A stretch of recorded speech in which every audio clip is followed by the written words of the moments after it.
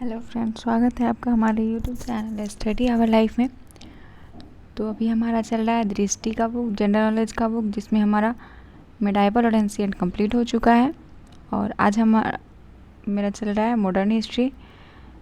तो चलिए बिना देर किए हुए शुरू करते हैं। इससे पिछले वीडियो में 1919 का भारत शासन अधिनियम, जिसे मार्टेन्यू जेम्सफोर्ड सुधार कहते हैं, वो कंप्लीट हो चुका था। आज है हमारा 1935 का भारत शासन अधिनियम, जहाँ से हम शुरू करते हैं।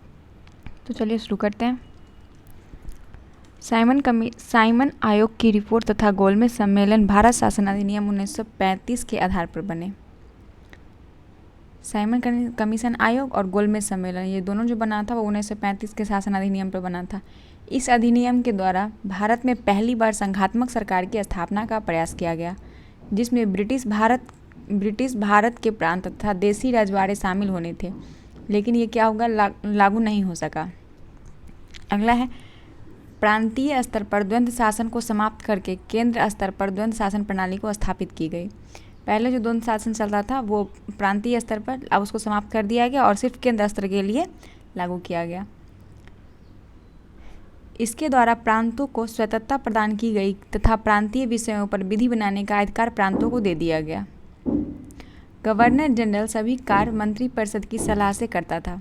अब क्या करेगा, अब जितना भी कार्य होगा वो सभी कार्य गवर्नर जनरल मंत्रिपरिषद की सलाह से ही करेगा।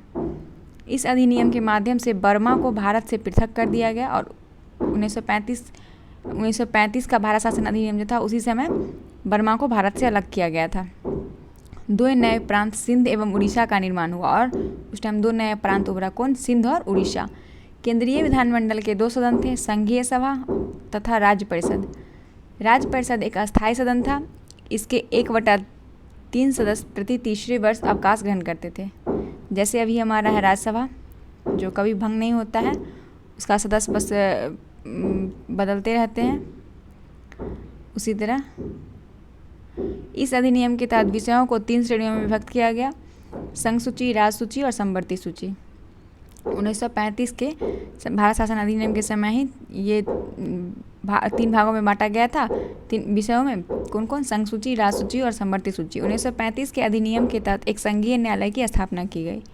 कांग्रेस ने इस अधिनियम को निराशाजनक कहकर इसकी निंदा की और इस अधिनियम को कांग्रेस क्या कहा था कि यह एक निराशाजनक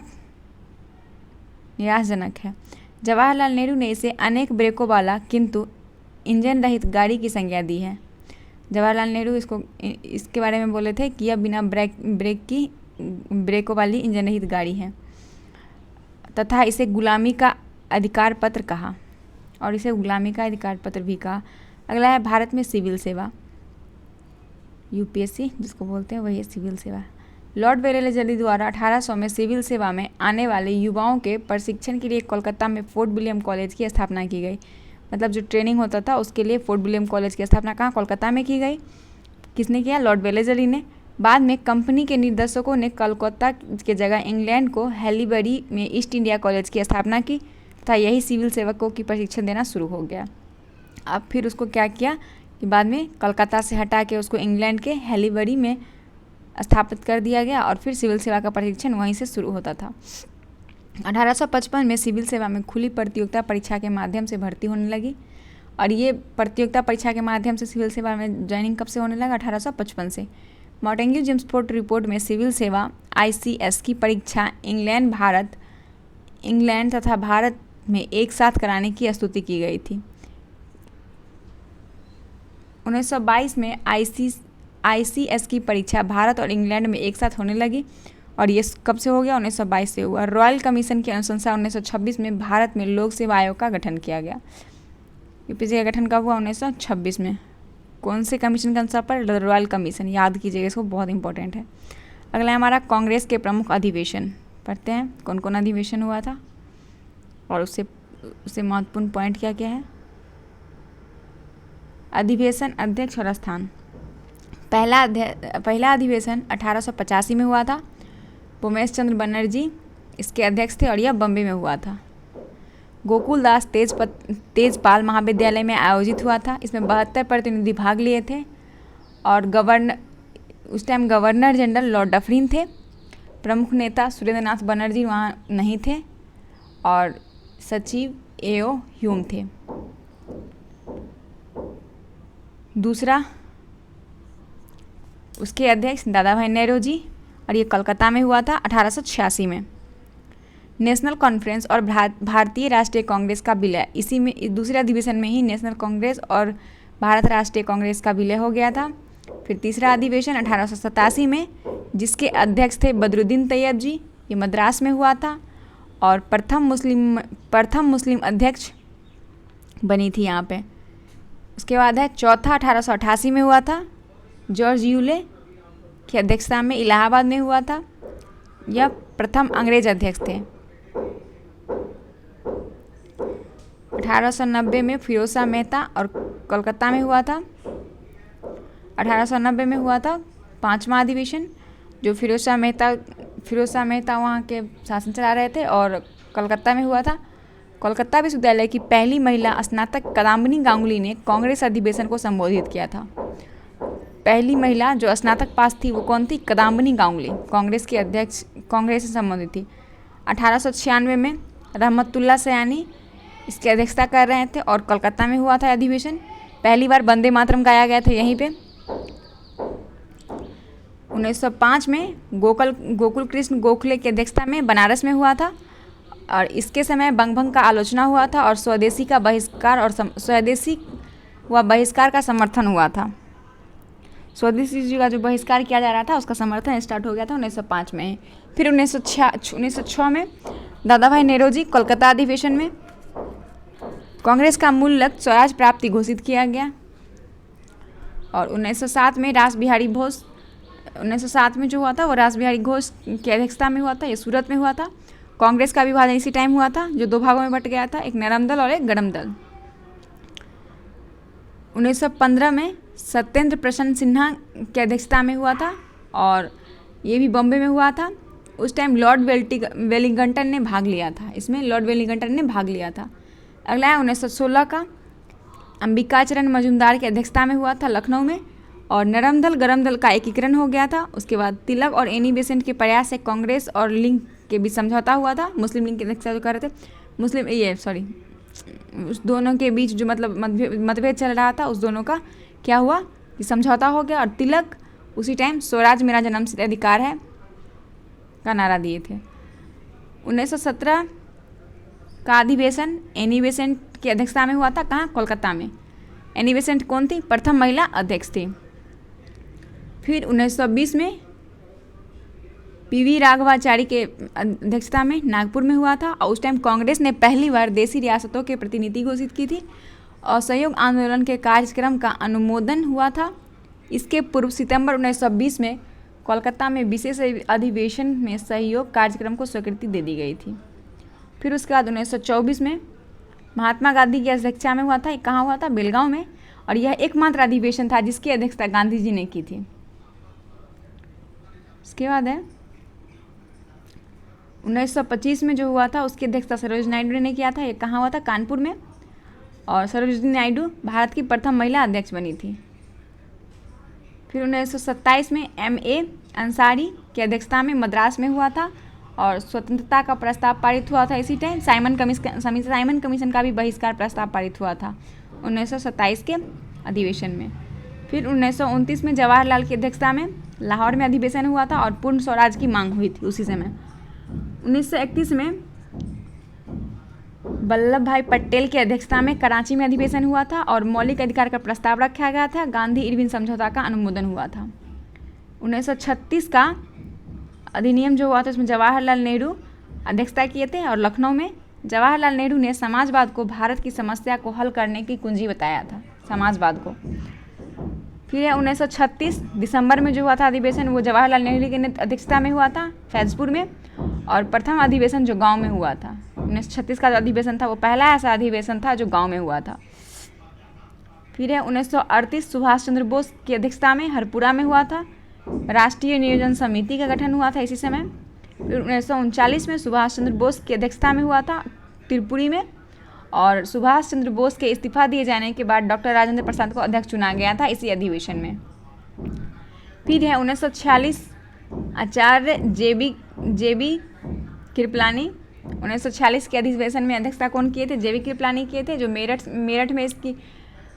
मेरठ में हुआ था। और आज़ादी के समय जेवी कृपलानी ही कांग्रेस के अध्यक्ष थे।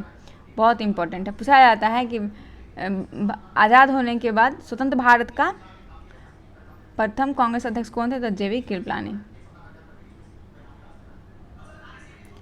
अगला है हमारा गवर्नर जनरल और वाइसरॉय उनके कार्य।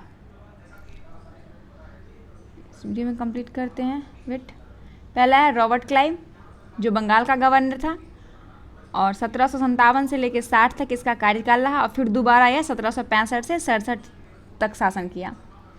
इसके समय बंगाल में द्वंद्व शासन की स्थापना हुई।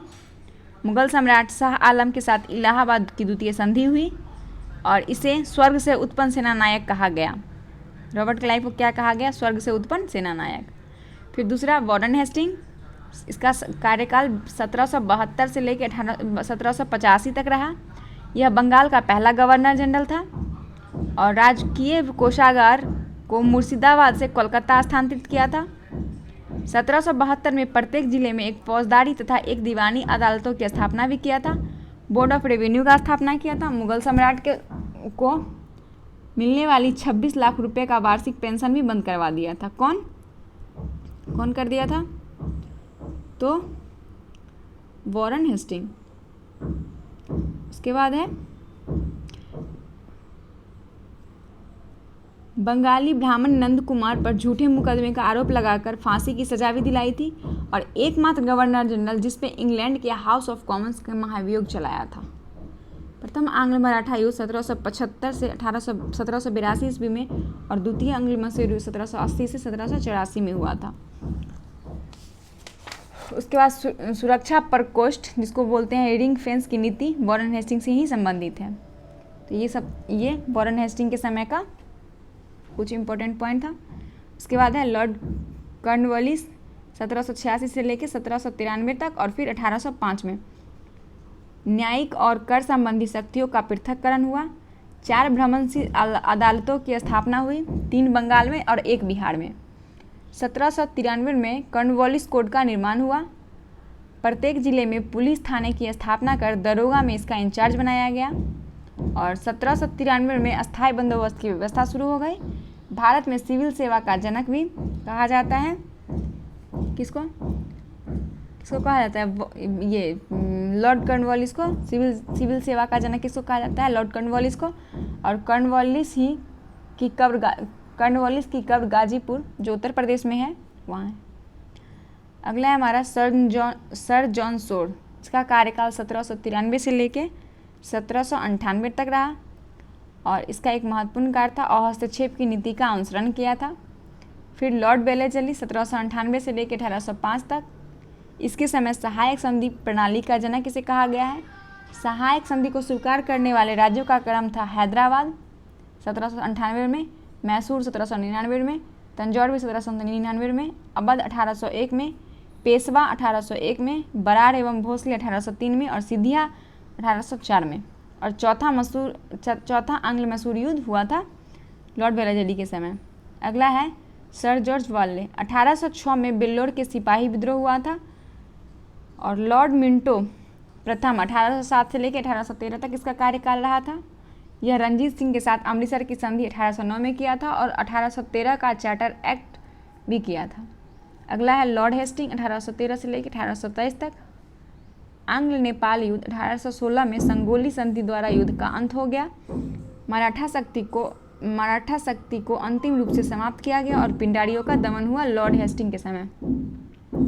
उसके बाद है लॉर्ड एमहर्स्ट 1823 से लेकर 1828 तक इसका शासनकाल रहा और प्रथम आंग्ल बर्मा युद्ध 1824 से 26 तक रहा। 1824 में बैरकपुर में विद्रोह हुआ और औरंगजेब एवं बर्मा के बीच याडाम्बू का संधि हुआ। फिर लॉर्ड विलियम बेंटिंग 1828 से लेकर 1835 तक और इसके समय 1833 के चार्टर एक्ट के तहत भारत का पहला गवर्नर जनरल बना और 1829 में सती प्रथा पर रोक लगा दिया और 1830 में कर्नल स्लीमन की सहायता से ठगी प्रथा की भी समाप्ति हो गई। 1835 में कोलकाता में मेडिकल कॉलेज की स्थापना हुआ। शिशु बालिका की हत्या पर प्रतिबंध लगाया और शिक्षा के संबंध में आंग्ल प्राच्य विवाद हुआ। उसके बाद है लॉर्ड मेटकॉफ 1835 से लेकर 1836 तक, इसे भारतीय प्रेस का मुक्तिदाता कहा जाता है। अगला है लॉर्ड ऑकलैंड 1836 से लेकर 1842 तक इसका कार्यकाल था। और प्रथम आंग्ल अफगान युद्ध 1839 से 42 में हुआ था इसी के समय। लॉर्ड एलनबरो 1842 से लेकर 1844 तक इसका काल रहा और इसके समय सिंध पर ब्रिटिश साम्राज्य में विलय हुआ। और लॉर्ड एलनबरो के समय दास प्रथा का उन्मूलन हुआ। लॉर्ड हार्डिंग 1844 से लेकर 1848 तक नरबली प्रथा का अंत किया और प्रथम आंग्ल सिख युद्ध 1845 से लेकर 46 शुरू किया। फिर है लॉर्ड डलहौजी 1848 से लेकर 1856 तक। द्वितीय आंग्ल सिख युद्ध पंजाब का विलय। द्वितीय आंग्ल बर्मा युद्ध 1850 में सिक्किम में विलय किया। व्यापकगंत का सिद्धांत, इसके तहत अंग्रेजी साम्राज्य में विलय किए गए राज्यों का क्रम सतारा, जैतपुर, संभलपुर, बघाट, उदयपुर, झांसी, नागपुर, यही कुछ क्रम था। उसका शिक्षा से संबंधित वुड डिस्पैच को भी लागू किया लॉर्ड डलहौजी ने, बहुत इंपॉर्टेंट है। भारत में पहली बार रेल चलाई लॉर्ड डलहौजी ने 16 अप्रैल 1853 को। और कलकत्ता एवं आगरा के बीच तार सेवा की भी शुरुआत किया लॉर्ड डलहौजी ही। 1854 में पोस्ट ऑफिस एक्ट, डाक टिकट प्रचलन करवाया। सार्वजनिक निर्माण विभाग तथा लोक सेवा विभाग की स्थापना करवाया। भारतीय नागरिक सेवा में नियुक्ति हेतु पहली बार प्रतियोगिता परीक्षा की शुरुआत 1855 में किया। उसके बाद लॉर्ड कैनिंग आया 1856 से लेकर 1862 तक। भारत का अंतिम गवर्नर जनरल एवं भारत का प्रथम वाइसराय बना। 1857 का विद्रोह इसी के समय हुआ था। इंडियन हाई कोर्ट एक्ट के तहत बम्बई, कलकत्ता एवं मद्रास में उच्च न्यायालय की स्थापना की गई। 1856 में विधवा पुनर्विवाह अधिनियम लाया गया और 1861 में इंडियन काउंसिलिंग एक्ट पारित तथा पोर्टफोलियो प्रणाली लागू की गई। फिर लॉर्ड एल्गिन प्रथम आया 1862 से 1863 तक इसका कार्यकाल रहा और बहावी आंदोलन का दमन हो गया। फिर आया सर जॉन लॉरेंस 1864 से 1868 तक कार्यकाल रहा। अफगानिस्तान के संबंध में अहस्तक्षेप की नीति अपनाया। भारत एवं यूरोप के बीच समुद्री टेलीग्राफ सेवा की शुरुआत किया। हेनरी कैंपबेल के नेतृत्व में अकाल आयोग का गठन किया। फिर लॉर्ड मेयो आया 1859 से लेकर 1872 तक। 1872 में अजमेर में मेयो कॉलेज और कृषि विभाग की स्थापना किया। भारत में जनगणना की शुरुआत 1872 में किया और मेयो की हत्या अंडमान निकोबार में कर दी गई। ये बहुत इंपॉर्टेंट है। भारत में जनगणना की शुरुआत सबसे पहले किसने किया था? 1872 में लॉर्ड मेयो के कार्यकाल में ही। उसके बाद लॉर्ड नॉर्थबुकर 1872 से लेकर 1876 तक। पंजाब में कूका आंदोलन हुआ था इसी के कार्यकाल में। उसके बाद लॉर्ड लिटन 1876 से लेकर 1880 तक और इसके समय रिचर्ड स्ट्रेटेजी की अध्यक्षता में अकाल आयोग की स्थापना हुई। 1 जनवरी 1870 को प्रथम दिल्ली दरबार का आयोजन किया गया जिसमें ब्रिटेन के महारानी विक्टोरिया को केसर हिंद की उपाधि दी गई।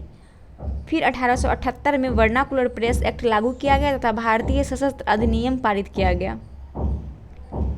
सिविल सेवा में प्रवेश की आयु 21 वर्ष से घटाकर 19 वर्ष कर दी गई। फिर लॉर्ड रिपन आया। लॉर्ड रिपन 1880 से लेकर 1884 तक सिविल सेवा में प्रवेश संबंधी आयु को 19 वर्ष से बढ़ाकर 21 वर्ष कर दिया।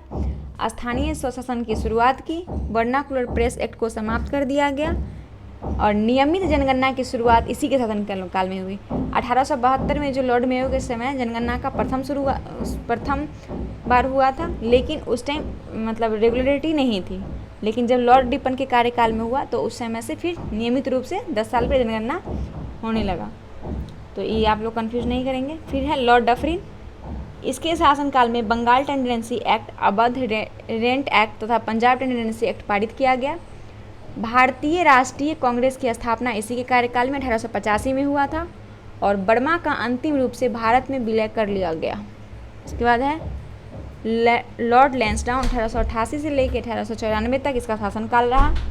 फिर भारत एवं अफगानिस्तान के बीच डुरंड रेखा का निर्धारण किया। भारत और अफगानिस्तान के बीच जो रेखा है कौन है? वो डुरंड रेखा। और इसका निर्धारण किसने किया था? तो लॉर्ड लैंसडाउन ने। दूसरा कारखाना अधिनियम 1891 में इसी के कार्यकाल में लाया गया था। फिर है लॉर्ड एल्गिन द्वितीय 1894 से लेकर 1899 तक। इसके समय में भारत में भयानक अकाल पड़ा जिसमें लाखों लोग मारे गए। उसके बाद है लॉर्ड कर्जन, इसका कार्यकाल 1899 से लेकर 1905 तक था। और कॉलिन मॉनक्रिफ की अध्यक्षता में सिंचाई आयोग 1901 में, एंड्रयूची फेजर की अध्यक्षता में पुलिस आयोग 1902 में, और मैकडॉनल्ड की अध्यक्षता में अकाल आयोग का गठन हुआ। सैन्य अधिकारियों के प्रशिक्षण के लिए क्वेटा में कॉलेज की स्थापना की गई। 1902 में टॉमस रैले की अध्यक्षता में विश्वविद्यालय आयोग का गठन किया गया और इसकी अनुशंसा के आधार पर 1904 में भारतीय विश्वविद्यालय अधिनियम पारित कर फिर 1904 में भारतीय पुरातत्व विभाग की स्थापना की गई और बंगाल विभाजन 1905 में हुआ। फिर लॉर्ड मिंटो द्वितीय आया, 1905 से 1910 तक इसका कार्यकाल रहा। मुस्लिम लीग की स्थापना इसी के कार्यकाल में हुई। लॉर्ड मिंटो द्वितीय के कार्यकाल में ही मुस्लिम लीग की स्थापना हुई थी। और 1907 में कांग्रेस का सूरत विभाजन भी हुआ था। मॉल मिल्टो सुधार अधिनियम इसी के कार्यकाल में लाया गया था। अगला है लॉर्ड हार्डिंग द्वितीय, 1910 से लेकर 1916 तक। 12 दिसंबर 1911 को दिल्ली दरबार का आयोजन किया गया और यहीं पर बंगाल विभाजन को रद्द करने तथा भारत की राजधानी को कोलकाता के स्थान पर दिल्ली बनाने की घोषणा की गई। लॉर्ड हार्डिंग द्वितीय के समय में कोलकाता से राजधानी को हटा के दिल्ली लाने की घोषणा की गई।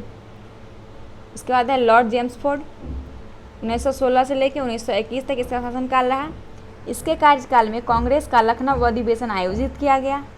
यहाँ पर मुस्लिम लीग के साथ समझौता ज्ञापन संपन्न हुआ। 1917 में सैडलर आयोग की नियुक्ति हुई। 1919 में रॉलेट एक्ट लाया गया और जालियांवाला बाग हत्याकांड एवं खिलाफत असहयोग आंदोलन की शुरुआत भी हुआ था लॉर्ड जेम्सफोर्ड के समय। इसके बाद है लॉर्ड रीडिंग, 1921 से लेकर 1926 तक इसका शासनकाल रहा और भारत का एकमात्र यहूदी वाइसराय था यह।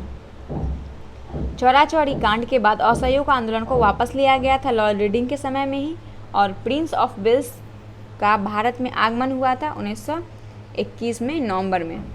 फिर आया लॉर्ड इरविन, 1926 से लेकर 31 तक इसका कार्यकाल रहा और 3 फरवरी 1928 को साइमन कमीशन को भारत में आगमन हो गया। साइमन कमीशन भारत कब आया था, क्वेश्चन पूछा जाएगा, तो 3 फरवरी 1928 को।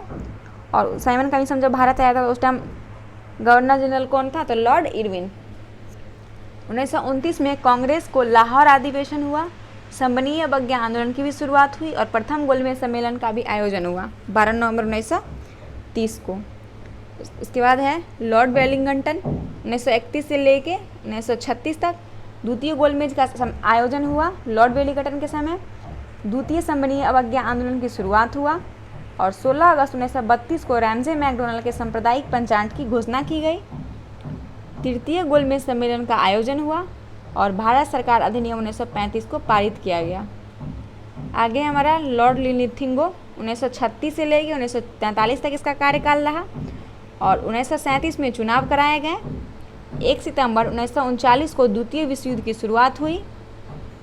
मुस्लिम लीग ने लाहौर अधिवेशन से पाकिस्तान की मांग की और 8 अगस्त 1940 को अगस्त प्रस्ताव लाया गया।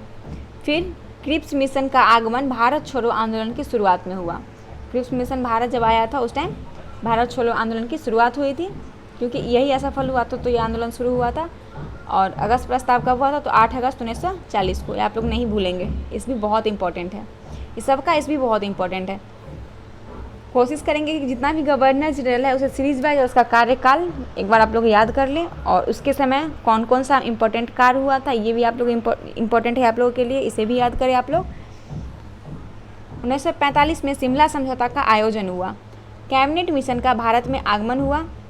ब्रिटिश प्रधानमंत्री इटली का 20 जनवरी 1947 को भारत की स्वतंत्रता के समय हाउस ऑफ कॉमन्स की घोषणा की गई। उसके बाद आया लॉर्ड माउंटबेटन, जिसका कार्यकाल रहा मार्च 1947 से लेकर जून 1948 तक। 24 मार्च 1947 को भारत के गवर्नर जनरल के रूप में नियुक्ति हुई और 3 जून 1947 को भारत के विभाजन की योजना घोषित की गई और 15 अगस्त 1947 को भारत आज़ाद हुआ और स्वतंत्र भारत के प्रथम गवर्नर जनरल कौन बने, लॉर्ड माउंटबेटन। और प्रथम भारतीय पूछे तो वो आप लोग कमेंट बॉक्स में बताएंगे। कौन थे? फिर है इसको इसमें कंप्लीट कर देते हैं क्यों छोटा सा ही है इंपॉर्टेंट पॉइंट। 1881 के प्रथम फैक्ट्री अधिनियम के अनुसार 7 वर्ष से कम उम्र के बच्चों को कारखाने में कार्य करने पर प्रतिबंध लगा दिया गया तथा 7 से 12 वर्ष तक की आयु वाले बच्चों को कार्य अवधि 9 घंटे निर्धारित की गई। 1891 में द्वितीय फैक्ट्री अधिनियम बनाया गया जिसमें सभी मजदूरों के लिए साप्ताहिक छुट्टी की व्यवस्था की गई और महिलाओं की कार्य अवधि 11 घंटे निश्चित की गई। तो ये था हमारा आज का गवर्नर जनरल जिसे हमने कंप्लीट किया और हमारा अन्य महत्वपूर्ण तथ्य इसे हम अगले वीडियो में कंप्लीट करेंगे। तो अगर आप लोगों को हमारा वीडियो अच्छा लगा हो तो लाइक कीजिएगा, चैनल को शेयर कीजिएगा और हमारे चैनल को सब्सक्राइब भी कीजिएगा। अगर कोई त्रुटि हो तो आप लोग कमेंट बॉक्स में ज़रूर लिखें ताकि मैं उसे अगले वीडियो में इम्प्रूव कर सकूं। और इस वीडियो से रिलेटेड आप अगर PDF चाहते हैं तो हमारे टेलीग्राम पे वो अवेलेबल है। हमारा टेलीग्राम चैनल है स्टडी आवर लाइफ, जिसका लिंक मैं डिस्क्रिप्शन में दे दूँगी, वहाँ से जाके आप ज्वाइन कर सकते हैं। तो मिलते हैं कल की वीडियो के साथ, तब तक के लिए धन्यवाद।